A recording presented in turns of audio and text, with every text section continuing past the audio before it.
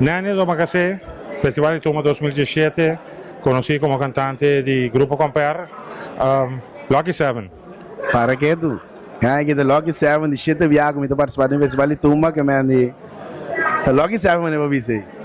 Nani, boa participação aqui, sendo compositor de Tumba, quita título de Tumba, arreglista, banda. Bom, título de Mitumba tá Turdia. Compositor de Mitumba tá David Heikoop, junto com Kurt Lirir. Anto arreglista tá Daryl Titi de Palm. Anto agrupação tá Caribe. Participando com Tumba Turdia. Sim, Turdia. Que Turdia sua mensagem para nós?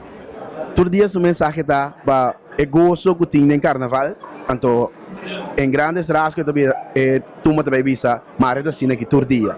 Mas essa é a ideia atrás de Tumba para mas que tem carnaval tem gozo, tem união. Turene tá único, o outro Turene sei não, então Tumba também explica mais por assim que Turdia. Essa é a ideia. Como vai ter que agora com o ensaio para o que trata boa participação com o Caribe?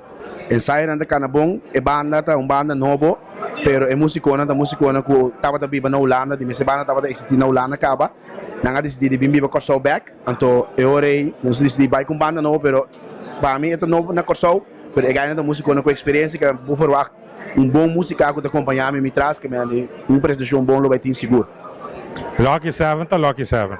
Lucky 7, the Lucky 7, você me mesmo não para riba de, então também sei, sempre orme bem competência, sowieso treinen também para que título, então nem Lucky 7 aqui, me também para que título, Tour dia.